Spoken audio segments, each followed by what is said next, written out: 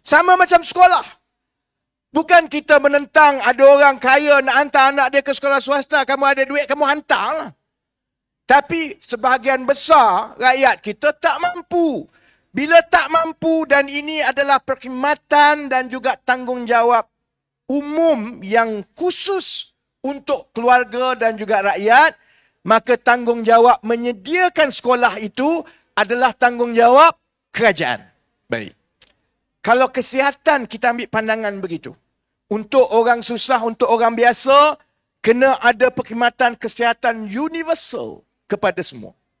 Kalau pendidikan kita ambil jalan itu, untuk keluarga biasa yang tak mampu, mereka boleh pergi ke sekolah secara persuma, pendidikan universal kepada semua. Pernah tak saudara-saudari adik kakak tanya, kenapa kita tidak ada pandangan yang sama mengenai perumahan? Apa semua orang ni mampu untuk beli rumah ke?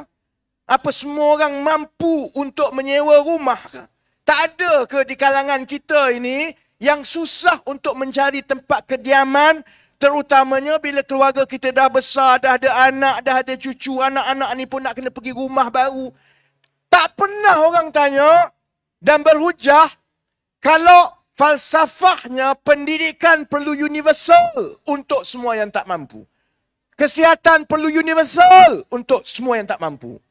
Kenapa kita tak ambil pandangan yang sama mengenai perumahan rakyat, saudara-saudari?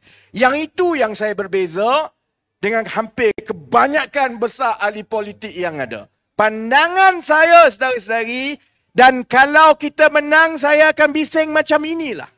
Bahawa sudah sampai masanya perumahan untuk rakyat biasa termiskin yang tak mampu adalah satu tanggungjawab asas kerajaan, seperti mana juga kesihatan dan juga air dan juga elektrik dan pendidikan itu tanggungjawab asas.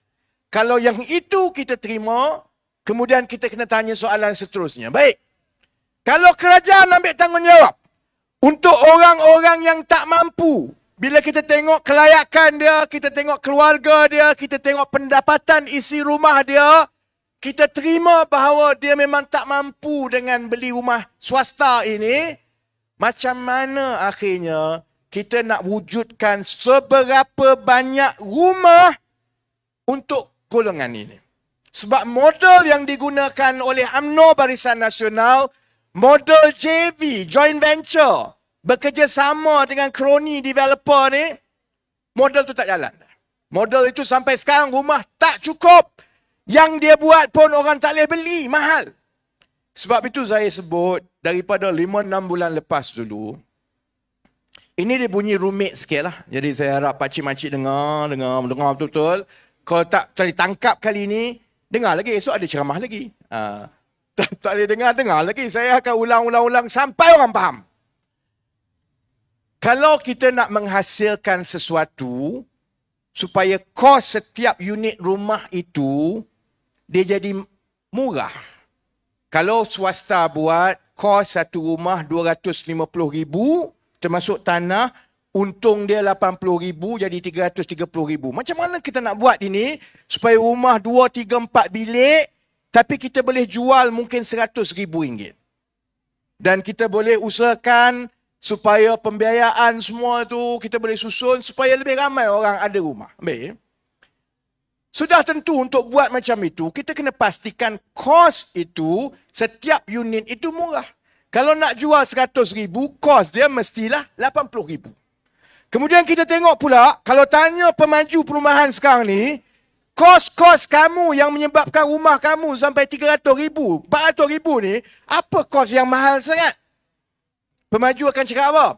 Pertama, kos paling mahal ialah tanah. Tanah cukup mahal, jadi kos tanah itu yang melonjakkan. Okey, baik, tanah. Kos apa lagi mahal? Dia kata kos yang nombor 2 mahal ialah kos kepatuhan kepada peraturan-peraturan dan birokrasi yang dia kena patuhi untuk dapat kelulusan. Nak buat yang itu kena bayar, yang ini kena, nak dapat kelulusan ni sampai 3-4 tahun tunggu dindang-dindang. Lama-lama tunggu ada pemaju bayar rasuah. Dia campur-campur semua. Kos itu mahal, dia kata. Lagi apa yang mahal? Dia akan kata, yalah kos tenaga. Kita nak ambil orang daripada luar negara. Orang Malaysia mana nak jadi dah buruh semua ni. Jadi kos itu mahal. Kemudian bila saravanan, tiba-tiba sekejap ada pekerja asing, sekejap tak ada pekerja asing. Projek terkendala, kos lagi mahal. Baik, Tiga perkara ini sebenarnya dalam bidang kuasa kerajaan untuk dia susun. Pertama, tanah. Tanah masih lagi banyak dalam bidang kuasa kerajaan. Kalaupun di kawasan-kawasan tertentu tanah mungkin tak cukup ataupun kena beli, kerajaan ada wang untuk beli. Bezanya ialah kalau kerajaan itu tidak meletakkan perumahan rakyat sebagai keutamaan, sudah tentu bila Menteri Kewangan Tengku Zafrul buat belanjawan, tak ada lah peruntukan untuk perumahan rakyat. Pakcik-makcik dengar pun ni, ada tak peruntukan untuk perumahan rakyat? Ada dengar? Saya kena paksa dengar sebab saya dalam TV3 nak komen. Aku sebenarnya tak dengar pun. Dulu, ni cerita dulu-dulu lah. Cerita zaman parlimen dulu. Menteri Kewangannya Najib. Kan? Jadi Najib duduk ke depan tu sekali. Saya sebagai salah seorang ahli parlimen kanan daripada PKR, saya pun duduk blok depan Najib, barisan ketiga. Dia ada 4 barisan, 1, 2, 3, 4. Saya duduk barisan ketiga tu. Najib ni, sayangnya dia kepada Rosmah, setiap kali dia berucap baca belanjawan, dia mesti lihat muka Rosmah kat depan sana. Jadi, pakcik-pakcik tahu siapa belakang aku? Rosmah Mansur. Jadi, setiap kali belanjawan ni, bulu roma saya meremang. Tak boleh tumpu. Yang baru ni lah yang betul-betul saya tumpu, sebab saya duduk dalam studio TV3. Sebab saya kena bagi komen. Jadi, saya dengar semua. Saya tanya balik, pakcik-makcik, adik kakak yang muda-muda yang dengar ni. Pergi tengok balik, semak balik, baca balik. Ada ke tidak program khusus untuk perumahan rakyat?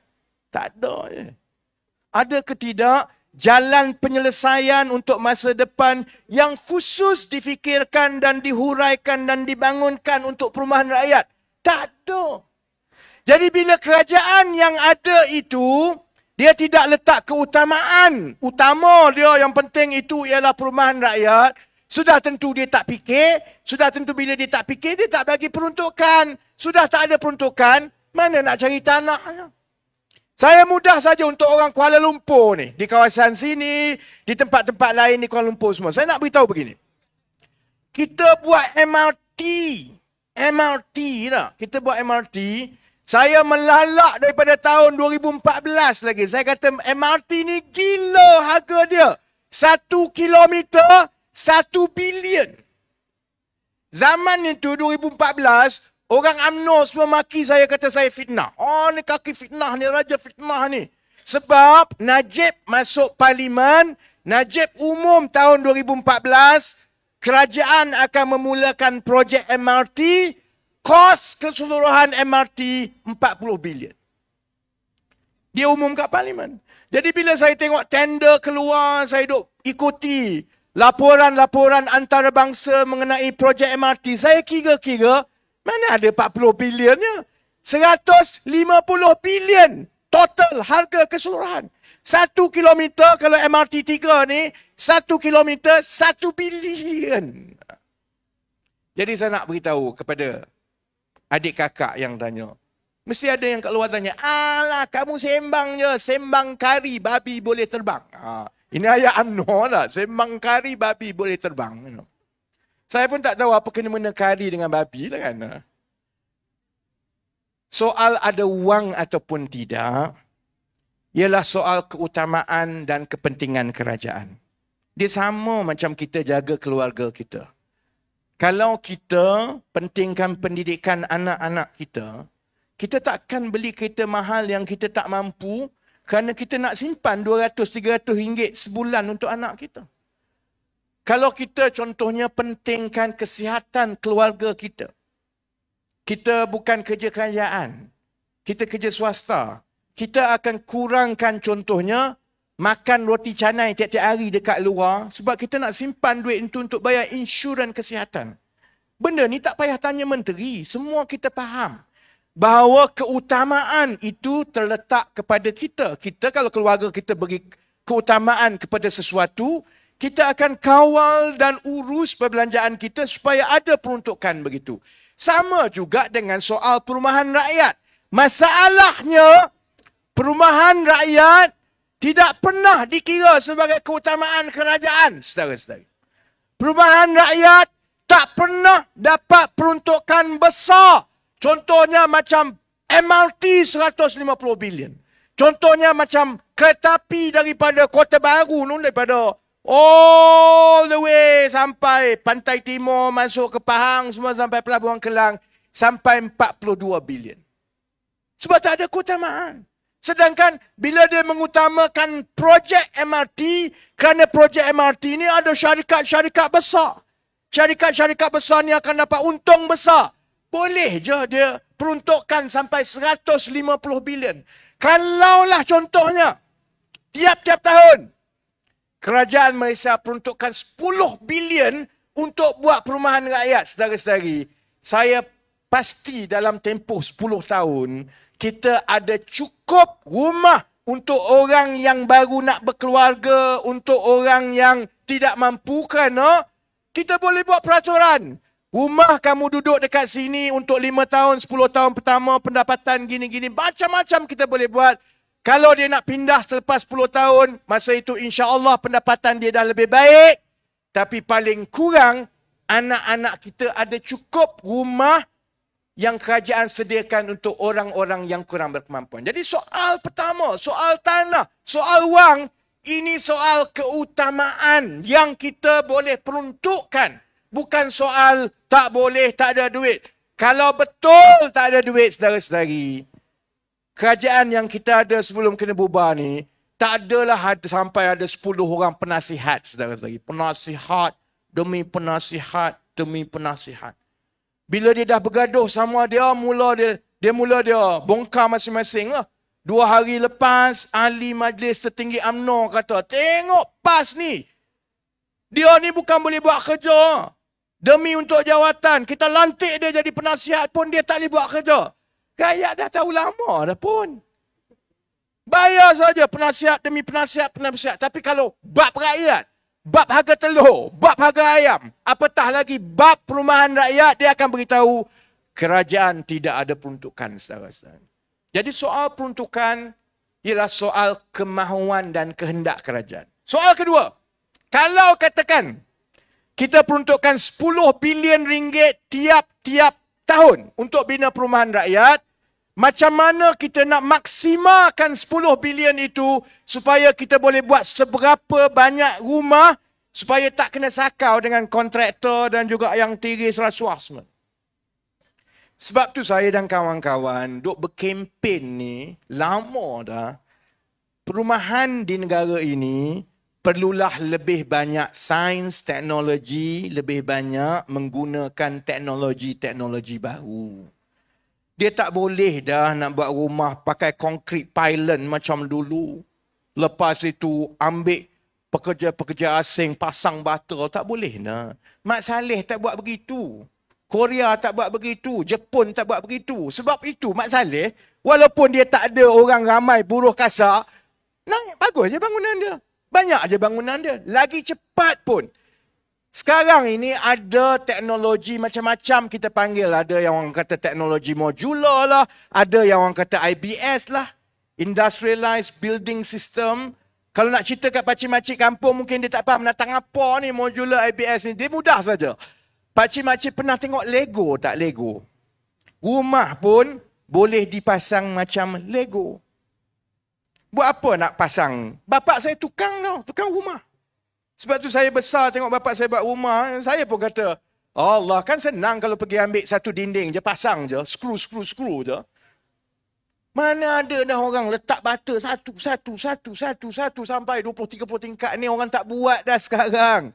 Orang gunakan blok-blok, dia gunakan idea yang macam kita pasang Lego tu. Kalau contohnya nak buat bangunan perumahan 30 tingkat, Setiap satu blok dinding itu besarnya sekian, sekian, sekian. Skru dia sekian, sekian, sekian. Ambil, pasang. Maka yang kita gunakan tenaga itu bukan lagi tenaga-tenaga kemahiran bawah yang kita kena ambil daripada Indonesia, Bangladesh, daripada mana entah sekarang kita ambil. Macam-macam kita ambil. Sebab itu saya kata soal perumahan rakyat ini perlukan pelaburan. Kalau kerajaan letak keutamaan, dia letak pelaburan, dia menghasilkan pasaran baru. Pasaran baru itu akan ada nilai ekonomi berganda yang manfaatnya bukan sahaja kepada keluarga-keluarga miskin yang tak ada rumah, tetapi juga kepada anak-anak. Contohnya jurutera awam yang keluar universiti. Contohnya anak-anak kita yang pergi ke sekolah vocational, sekolah teknik. Ajar dia macam mana teknik pembuatan rumah yang baru yang menggunakan pasang siap contohnya. Tak payah suruh dia pasang bata. Dia kena tahu macam mana nak baca komputer, macam mana nak pakai skru, macam mana nak gunakan mesin, angkat satu-satu pasang. Kenapa tak buat? Kenapa tak buat sampai sekarang? Orang lain dah buat dah. Kenapa tak buat? Kita duk sibuk kata, mahasiswa kita terlalu memilih. Keluar universiti, dapat kerja tu dah cukup baik dah. Memanglah dia dapat kerja. Kamu bayar dia 1,800. Kalau aku pun aku menyumpah.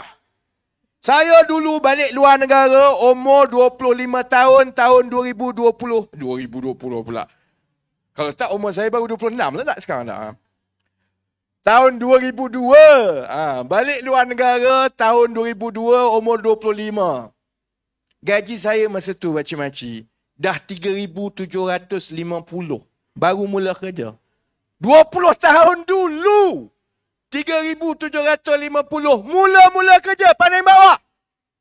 Jadi kalau saya jadi budak-budak muda sekarang pun, walaupun saya dengar lah, telinga dia bernanah. Orang tua duk kata ni, kamu janganlah memilih sangat. Keluar tu kalau orang bagi kerja 1,800, ambil je lah. Kau gila kau 1,800. Aku nak makan apa? Mana nak bagi kat anak? Anak belum lah. Mana nak bagi kat mak lagi? Mana nak bayar telefon lagi? Mana girlfriend birthday pula tiap-tiap bulan lepas tu? 5 girlfriend, 5 birthday lah. Mana cukup 1,800? Memanglah tak cukup. Kalau tanya majikan, majikan kata, ya lah kalau saya bayar lebih, saya bankrupt. Macam mana? Sebab itu dia jadi tanggungjawab kerajaan untuk fikir, kalau cara kita dalam industri pembinaan ini dah ketinggalan zaman, 50-60 tahun dah. Orang dah tak pakai dah ni. Tenaga-tenaga buruh, angkat bata, simen semua ni.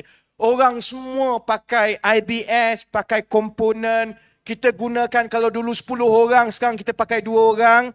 Maka kalau 10 orang pakai pekerja Bangladesh, bayar dia tiap-tiap bulan 1,500, 10 orang 15,000, ya tak? Kalau kita hanya perlukan 2 orang, tapi kita bayar 3,000, baru 6,000. Semua orang faham, negara lain dah buat. Kenapa kita tak buat? Kenapa kita tak buat? Saudara-saudari. Saya masuk politik sebab itu je aku tak suka jadi bodoh. Malu. Pergi luar negara, semua orang lain dah buat, semua ni cantik. Saya sekarang sekadar ulang, kalau pergi ke Bangkok ni memang malulah. Bangkok bangunan punyalah cantik. Murah, tak macam kita. Sebab apa? Sebab tidak ada kemahuan di peringkat kerajaan. Pertama, untuk mengutamakan perumahan rakyat. Kedua, untuk menyuntik wang sampai 10 bilion, 15 bilion tiap-tiap tahun. Jangan buat projek mega besar-besar. Buat projek mega, projek perumahan rakyat di Bandar Tun Razak, di Wangsa Maju, di Titi Wangsa, di Seremban, di Johor Bahru. Barulah kena. Tapi tak jadi. Sebab apa? Ini sebab dia. Sebab kalau buat perumahan rakyat, kerajaan tanggung, untung tak banyak sebab kerajaan tak berniaga. Rumah tu peruntukan mari pasang semua, jual, rakyat bayar. Rakyat pula bayar tiap-tiap bulan sampai 20 tahun nak selesai. Fulus ni, bawah meja ni tak ada. Tak ada orang nak bagi commission, saudara-saudara. Jadi bila projek-projek begini, yang hanya mengkayakan dan memudahkan hidup rakyat, ahli politik selalunya tak berminat. Sebab dia fikir aku jadi wakil rakyat menteri ni, 1 penggal, 2 penggal, paling kurang bila aku dah selesai ni, paling kurang bagilah 1 projek 500 juta.